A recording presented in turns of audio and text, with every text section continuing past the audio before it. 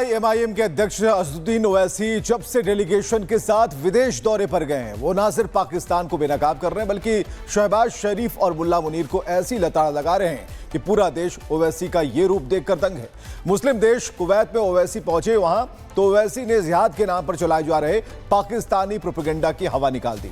ओवैसी ने शहबाज शरीफ को दो टूक चेतावनी दी, पाकिस्तानी भारत के मुसलमानों को बरगलाना बंद करें।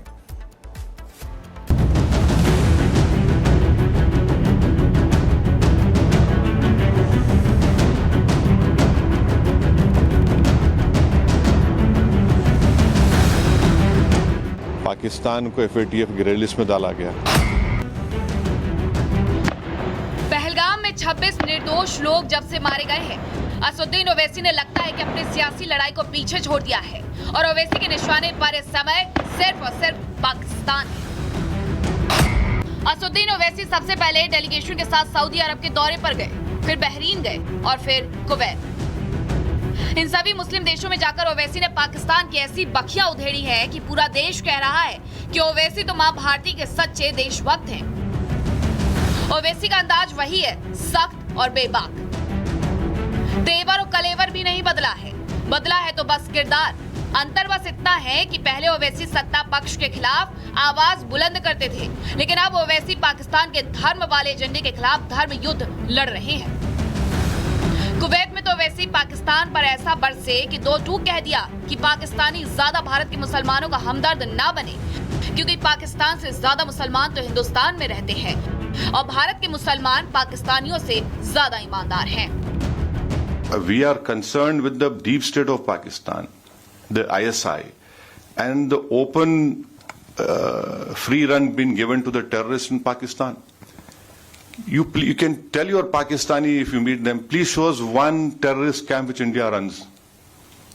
एक तो बताइए भाई, कहीं तो बताइए, कुछ नहीं है। और बार बार ये मुसलमान, Pakistan cannot take up this issue। हम मुसलमान, क्या मुसलमान, हिंदुस्तान में पाकिस्तान से बढ़ के मुसलमान है, पाकिस्तान से बढ़ के मुसलमान है। और मैं तो आपको बोल रहा हूं कि उनसे ज्यादा हम ईमानदार हैं, उनसे ज्यादा हम में तकवा है, अल्लाह से मोहब्बत है, उसके रसूल सल्लल्लाहु अलैहि वसल्लम से मोहब्बत है। तो ये भी एक झूठा प्रोपेगेंडा इनका है। ओवैसी ने पहले पाकिस्तान को उसकी औकात दिखाई, फिर धर्म वाले प्रोपेगेंडा की हवा निकाली और अंत में भारत से पिटने के बाद भी जश्न मनाकर वाहवाही लूटने वाले शहबाज और मुल्ला मुनीर की प्लान परस्ती का बाजा बजा दिया।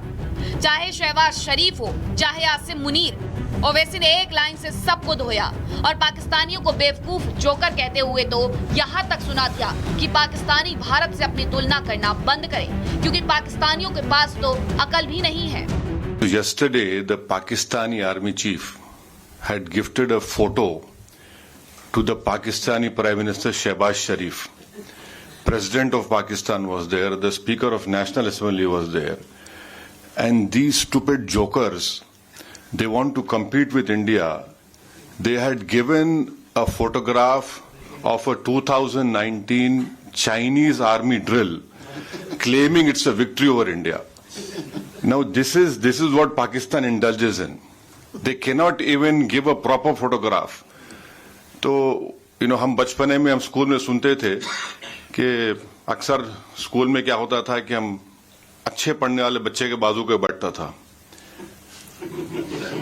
तो नकल करने के लिए अकल भी चाहिए, इन नालायकों को अकल भी नहीं है। पाकिस्तान को जमकर लताड़ और हैदराबादी भाईजान के शेर जैसे हुंकार को देखकर तो यही लग रहा है कि ओवैसी अपनी घरेलू सियासत को भारत में छोड़कर निकल चुके हैं अपने मूल मिशन पर, जिसके मूल में मजहब और मुसलमान नहीं बल्कि 100% राष्ट्रवाद है। ओवैसी का ये रूप देखकर तो आज पूरा देश कह रहा है कि ओवैसी की राजनीतिक विचारधारा भले ही अलग हो, कई बार भले ही उनकी विचारधारा और पार्टी का एजेंडा दूसरे लोगों की विचारधारा से मेल न खाता हो, लेकिन इसमें कोई संदेह नहीं कि ओवैसी सच्चे देशभक्त हैं और देशभक्ति की भावना उनके दिल में फूट फूट कर भरी है। Bureau report, Republic Bharat. और अब चलिए आगे बढ़ते हैं। बीएसएफ ने ऑपरेशन सिंदूर का एक नया वीडियो जारी किया है। पाकिस्तानी पोस्ट को तबाह करने का यह वीडियो है। 9 से 10 मई की रात को बीएसएफ ने लॉन्च पैड तबाह कर दिए थे। जम्मू सीमा के सटे पाक की जमीन पर बीएसएफ की यह कार्रवाई हुई थी। भारत पाकिस्तान इंटरनेशनल बॉर्डर पर तैनात बीएसएफ ने बताया कि पाकिस्तान में करीब 2 किलोमीटर लोनी, पुटवाल और भैरोनाथ में आतंकी लॉन्च पैड मौजूद हैं, उसे तबाह किया गया। लूनी में लश्कर के आतंकी अड्डों को बीएसएफ ने निशाना बनाया। बीएसएफ के मुताबिक 8 मई को पाकिस्तान की बड़ी संख्या को घुसपैठ कराने की फिराक में था पाकिस्तान आतंकियों की, उसको नाकाम किया गया।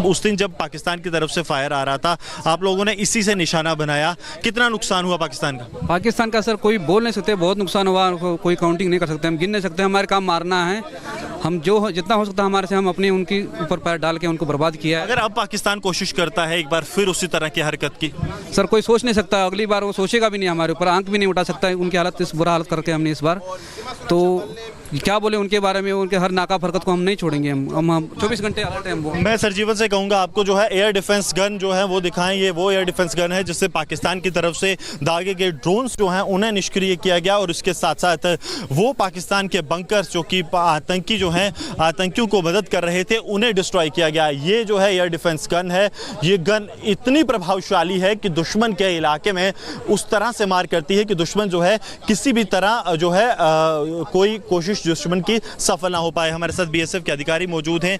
सब ये गन क्यों खास है और इसने क्यों जो है दुश्मन को पूरी तरह से धराशाही कर दिया? क्योंकि सर इसका जो कारगर रेंज है सर वो एक तो 2 किलोमीटर है।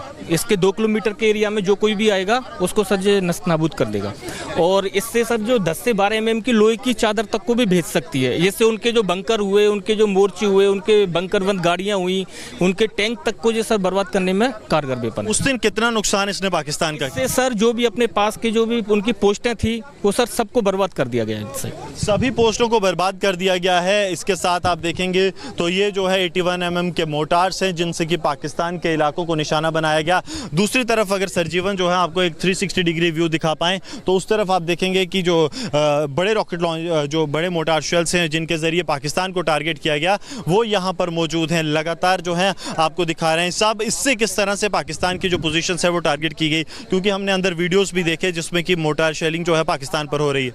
हाँ जी सर, ये बहुत बीएसएफ का बड़ा हथियार है। इससे 3 प्रकार का बम फायर किया गया और जिससे पाकिस्तान का बहुत भारी नुकसान होना है। पाकिस्तान का नुकसान हुआ। सर तैयारी किस तरह की थी आप लोगों को, क्योंकि बीएसएफ ने जब पहला प्रहार ही किया तो वो हैवी आर्टिलरी से किया? नहीं, हमारे पहले से तैयारी था, हमारे को पता था जो कुछ होने वाला है, हम तो पूरा तैयारी में था, बस वो आदेश का वेट कर रहा था बस। और जब आदेश मिला तो हमारा कार्रवाई बहुत बढ़िया से किया। अभी अलर्टनेस कैसी है सरहद पर? अभी भी हम तो सर 24 घंटा ही है, हम अलर्ट ही रहता है, चाहे उसका सिचुएशन थोड़ा ख़राब हो, हम 24 घंटे अलर्ट ही रहता है। अलर्ट रहते हैं 24 घंटे। ये आप देखिए, ये वो रॉकेट लॉन्चर्स हैं जिन्हें कि कंधे पर रखकर जो है बीएसएफ की तरफ से पाकिस्तानी इलाकों को जो है वो निशाना बनाया गया, और लगातार तस्वीरें जो हैं वो दिखा रहे हैं। आपको बताते हैं कि किस तरह से जो है हैंडलिंग की जाती है कंधे पर, यानी कि जो शोल्डर माउंट रॉकेट लॉन्चर है उसके ज़रिए पाकिस्तान की कई जो चौकियाँ हैं उन्हें बीएसएफ की तरफ से निशाना बनाया गया। ये जो है ये जम्मू सेक्टर अंतर्राष्ट्रीय सीमा का इलाका है। ये लगातार जो है कोशिश पाकिस्तान की तरफ से की गई कि सिविलियन इलाकों को निशाना बनाया जाए, जिसे बीएसएफ ने विफल किया।